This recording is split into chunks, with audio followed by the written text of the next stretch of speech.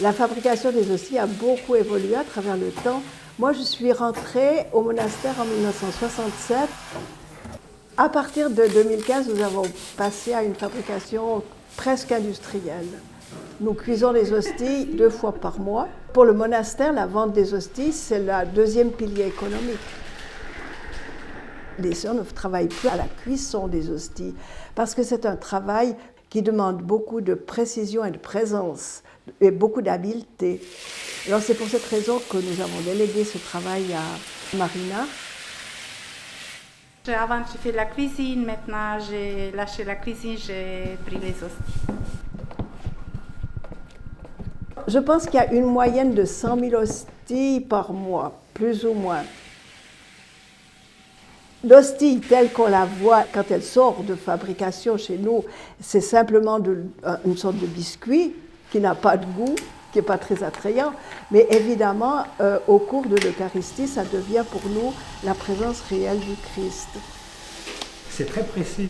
Quand on les coupe, il faut faire très attention.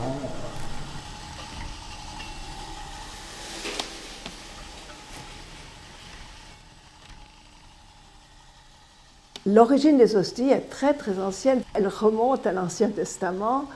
Quand les Hébreux sont partis d'Égypte, on leur a recommandé de prendre des provisions et de faire du pain qui n'avait pas levé.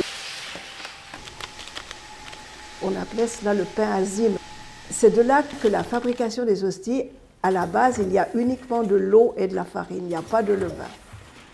Autrement, les autres sœurs, nous travaillons aux hosties, chacune à sa manière.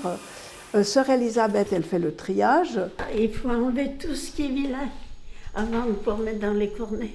C'est ce qui est le plus difficile. Vous voyez, comme ça.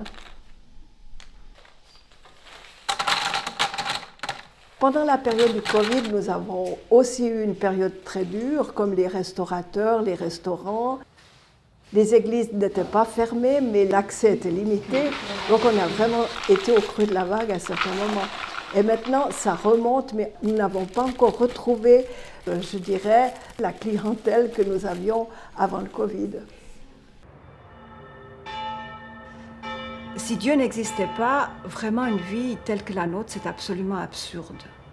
Mais si nous n'étions là que pour prier, que pour contempler Dieu, que pour penser à Dieu, ça serait d'une certaine façon aussi absurde, puisque Dieu a créé des hommes et des femmes, un univers à travailler. Donc nous sommes là pour Dieu et pour le monde.